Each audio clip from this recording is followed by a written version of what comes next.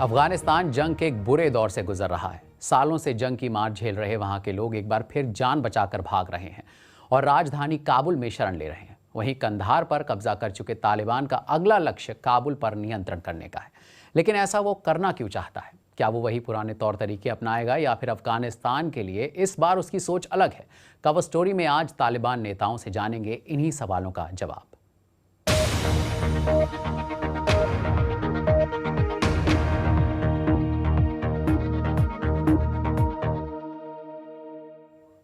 अफगानिस्तान के दूसरे सबसे बड़े शहर कंधार पर भी तालिबान का कब्जा हो गया है।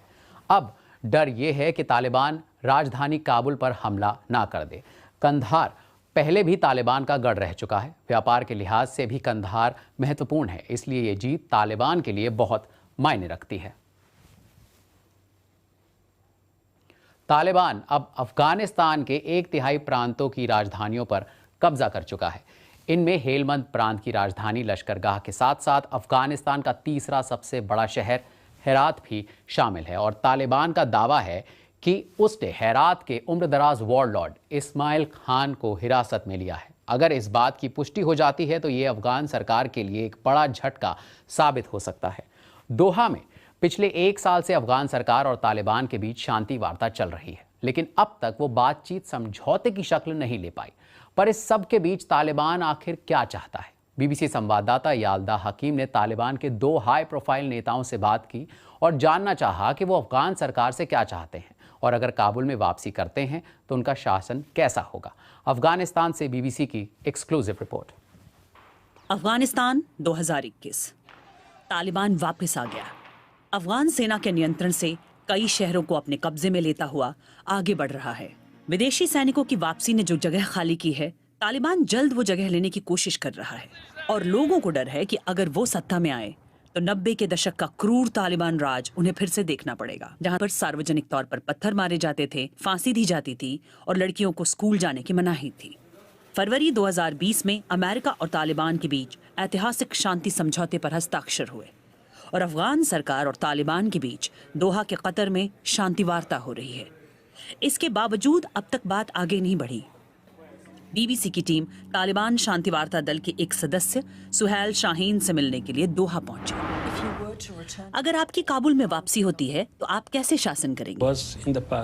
हमें अतीत की कुछ गलतियों से सीख मिली है, क्योंकि उस वक्त हम सरकार में नए थे।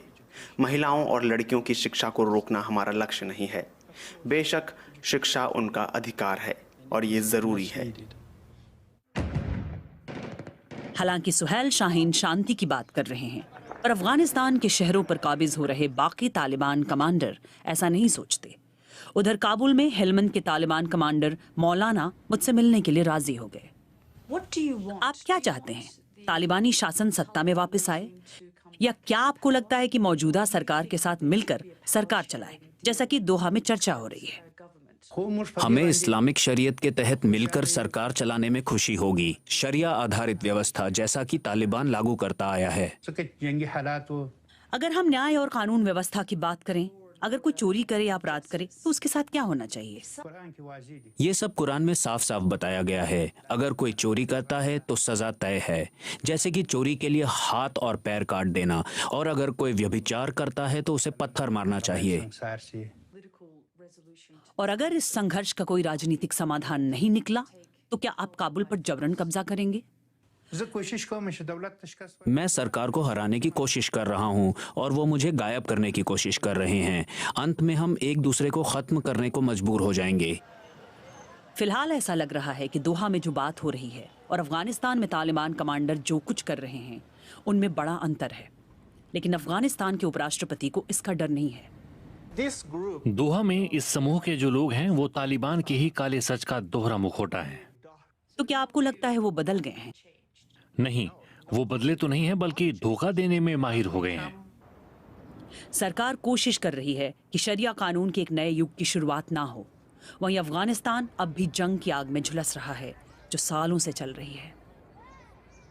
तालिबान ने अफगानिस्तान के बड़े हिस्से पर कब्जा कर लिया है। अफगान सुरक्षा बलों का कहना है कि वो कुछ शहरों को दोबारा कब्जे में करने के लिए लड़ाई लड़ रहे हैं। अमेरिकी सेना भी तालिबान के खिलाफ कई इलाकों में हवाई हमले कर रही है, लेकिन इस पूरे संघर्ष की मार झेलनी पड़ रही है अफगानिस्तान के आम लोगों को। हजारों लोग विस्थापित हो गए हैं और कईयों के लिए जीने के लिए जरूरी चीजें भी मुहाल है। वैसे तो अफगानिस्तान जंग की मार सालों से झेल रहा है, पर ऐसी निराशा पिछले एक दशक में नहीं दिखी। पिछले कुछ दिनों में हजारों लोग काबुल पहुंचे, जो एक अच्छी खासी जिंदगी जी रहे थे, जिनके पास घर था, नौकरी थी, पर अब सब कुछ छोड़ना पड़ा। उन्हें नाराजगी है कि उन्हें उनके हाल पर छोड़ दिया गया है। मदद के लिए ना कोई सरकार आगे आई, ना ही कोई एजेंसी। मलाका के बेटे सेना में काम करते हैं। उनका कहना है कि केवल गरीब जंग के मैदान में जाते हैं, जबकि राजनेता घर बैठे चुपचाप देखते हैं। राष्ट्रपति अशरफ गनी अपने महल में बैठे हैं। उन्हें यहाँ आकर हमसे मिलना चाहिए। अगर वो हमारी मदद करते हैं तो हम भी उनका समर्थन करेंगे। हमने इस कैंप को कुछ ही घंटों में भरते हुए देखा है।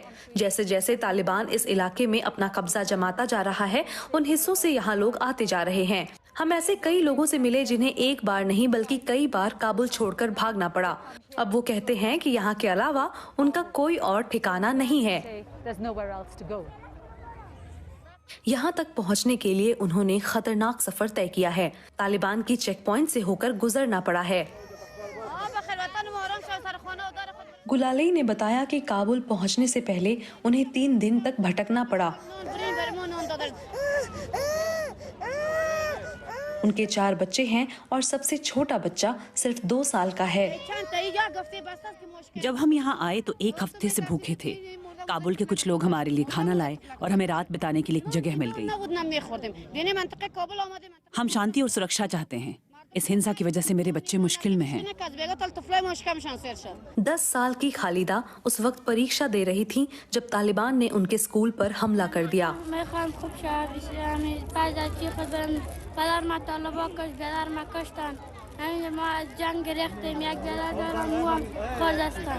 कई लोगों को अपनी जान बचाने के लिए परिजनों की लाश को छोड़कर आना पड़ा। शीर मोहम्मद के माता पिता हिंसा में मारे गए। जिस दिन कुंदूज शहर पर कब्जा किया गया, दुकानों में आग लगा दी गई, कई लोग मारे गए। तालिबान पर हमले के दौरान घर हवाई हमलों में तबाह हुए। सरकार ने लोगों के घरों पर बमबारी की, कईयों का पूरा परिवार खत्म हो गया। मैं आपको किस किस की कहानी सुनाऊं? देश के अधिकांश उत्तरी हिस्से पर तालिबान ने कब्जा कर लिया है। जो लोग भागकर काबुल आए हैं, उन्हें नहीं पता उनका क्या होगा। अब तो ये डर है कि देश की राजधानी पर भी आने वाले दिनों में तालिबान का कब्जा ना हो जाए। संयुक्त राष्ट्र ने अफगानिस्तान के पड़ोसी देशों से अपील की है कि वो अपनी सीमाएं खोल लें। इधर हालात बिगड़ते देख कई देश अपने नागरिकों की सुरक्षित वापसी की कोशिश में लगे हैं। अमेरिका अफगानिस्तान में 3000 सैनिक भेजेगा, जिसमें से कुछ आज काबुल पहुंच गए हैं।